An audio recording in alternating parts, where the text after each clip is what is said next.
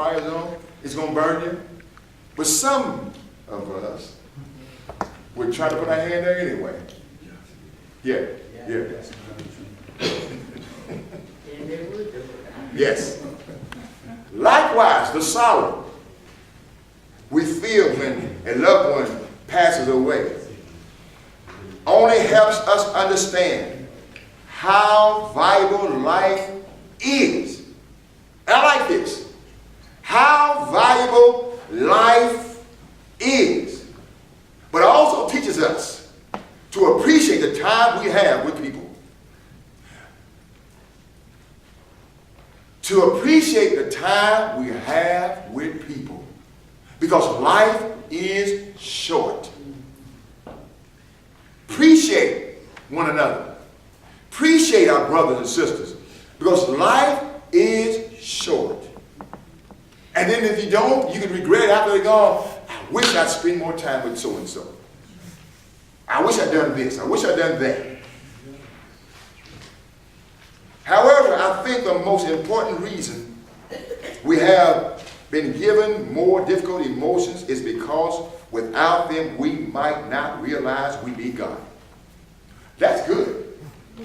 That's good. Because without these, we wouldn't realize we need God. God, I need you to help me. I need you to strengthen me. I need you to help me overcome this negative emotion. I need you to help me. Most people don't seek the Lord when they're happy. Is that true? Not for me, I seek it. When I'm going through something. No, I'm talking about when you're happy, when ain't nothing happening. When they, yeah, I still seek him. But here's the catch. Do you seek him as much? Do you seek him as hard?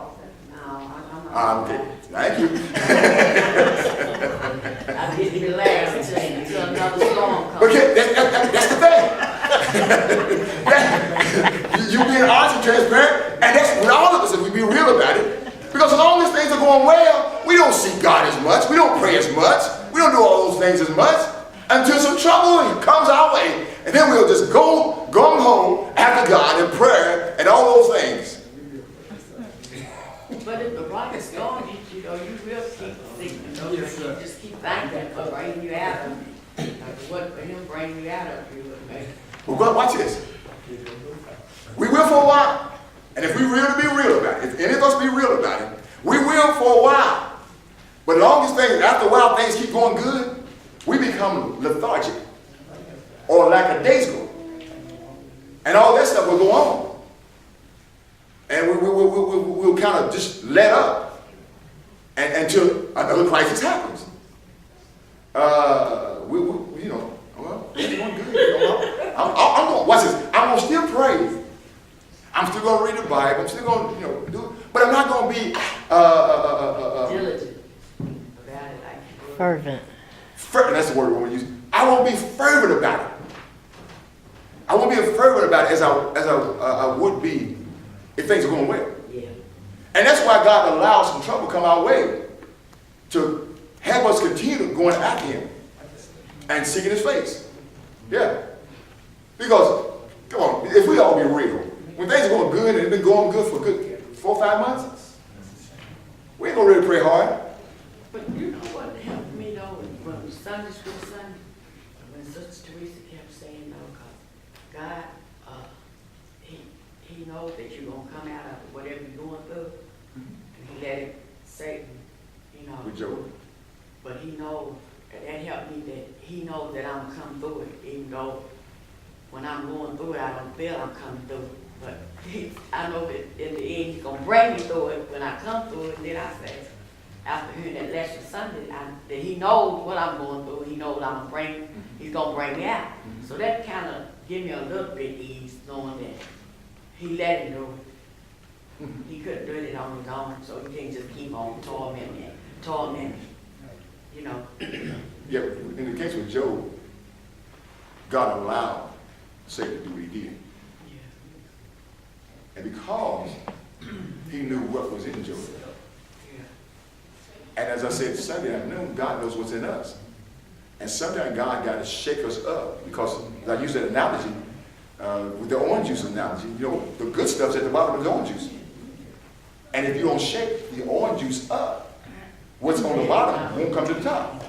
And sometimes God's got to shake us up through some trials and troubles and all that stuff. Shake us up and let us know what's in us that will serve us to the top. Yeah. Yeah. Yeah. So here's the deal.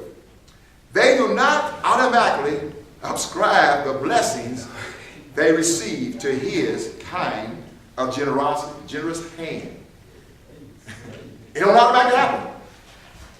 It don't automatically happen. It takes a process. This whole thing of letting God, allowing God to do what he does, we got to allow him to do it. We got to want him to do it. It's not going to come overnight. Because how many of y'all know since we've been reading this book, it's taking some time. It's taking some time for us to get stronger and allow him to help us. Yeah. It's taking time. It's taking time. Look at this. Rather, it is in the difficult times that the majority of people look to the Father for help. Notice it says over there, it is so Diane, in the difficult times. Yeah. The majority of people look to the Father for help or to help them. Perhaps they have hit rock bottom. The painful consequences of their sins overwhelm them. And they really recognize they need his divine deliverance. Because when things are going well, again, you're not going to see God. You're not going to go after God. But when things happen negative in your life, you will go after God. Going back to what Mr. Jennifer read in Hebrews 4:16. Let us come boldly to the throne of grace, that we may find help in a time of need. Let us come. Because we need some help. Need some help. Or maybe someone they love is suffering, and there is nothing they can do other than pray. It could even be that a persistent emptiness or uneasiness continually assails their soul, so they search for answers, and the answers in Jesus. Yes, yes, yes. Whatever the case, the emotional distress gets their attention and drives them to the Lord. Now, I got to stop for a moment, because they don't always drive a lot of folk to the Lord. Y'all notice that? It should, but it don't, or it doesn't. If you want to go to the Lord, you'll go to him. But everybody don't want to.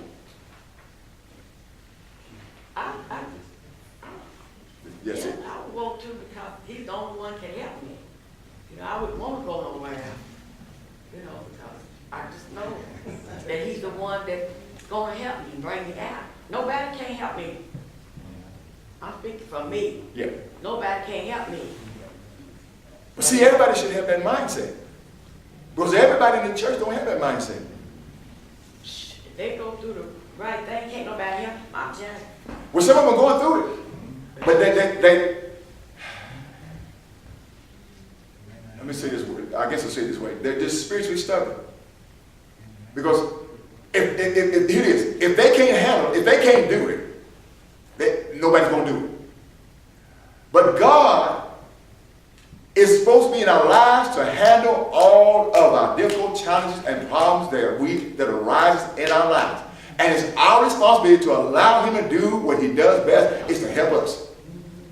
And that's why I understand that, and I keep emphasizing Hebrews 4:16. We got to go to him. We can't fix our stuff. I don't know about y'all, but I try to fix my stuff and it don't fit. I couldn't fix it. I made it worse. but after you keep trying to fix it yourself, you ain't get nowhere. You got to go on to him to get healed, delivered, set free, whatever it is you need. Because nothing and no one can help you, so why you just gonna keep that there, keep on trying to go through it and get tore up? Let me give you an example. I know some people who keep going through this thing, and I'm gonna use the wall for example. They keep bumping their head against the wall, and they still don't get it. There are some people who just don't get it. They'll keep running to that wall, boom, boom, for years, and don't get it. And then, oh, I like this part. Thank you, Lord. But then there's some people who praying for those person or that person, and God, they finally come to their senses, or God finally touches their life. Oh, I'll use you an example since you said you. I'm going to use you. Your mother prayed for you. I used to pick her up every Sunday. Not only you, she prayed for all y'all. She would tell me. She said, I'm praying for my children that they'll get saved. She kept praying. She kept praying. Y'all kept running that wall. She kept telling y'all about Jesus. Am I right about it? Well, I'm doing the same thing with mine. So. Wait a minute, let me finish. Please let me finish. No, I just finish a minute. But see, she kept praying and she kept telling y'all about Jesus, about coming to church. And then you always just kept running that brick wall, hearing her, but not hearing her. But after a while, after she laid down so many years of prayer for you all, by God touching your heart, touching your lives, you came in.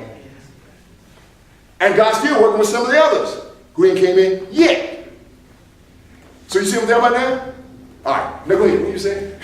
I said I'm doing that with mine. Exactly. So now I understand. I think about my mother all the time. My mother was quiet. Yes, she was. She wouldn't tell you. Well, she told you about praying for her kids and stuff, but she went through a lot. And it was just between her and the Lord as I think about now. Because some of the things she went through, she was a strong woman, and I don't know if I could have did it, for her kids and stuff though.